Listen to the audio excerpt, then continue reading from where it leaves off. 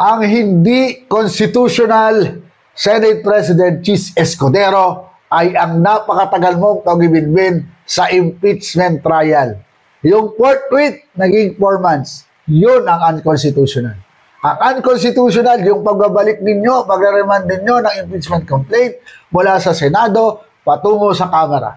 Ang unconstitutional, yung pagpayag nyo sa motion ni Senator Alan Peter Cayetano at Senator Bato de la Rosa sapagkat sila ay naging defense counsel at hindi mga senator judges. Napakaliwalag ng konstitusyon, mga kaboses, ang pinagbabawal ay more than one impeachment proceeding in a year. Hindi po pinagbabawal ang more than one impeachment complaint ang ma-file. Napakaliwanag. At saka paano mo gagawin? 19th Congress, 19th Senate. Paano mo gagawin sabihin, utusan ng isang future Senate o future Congress na sabihin nila kung interesado pa sila? Ano yun? The past is sending a message to the future? Senate President Escudero, ikaw ang may problema.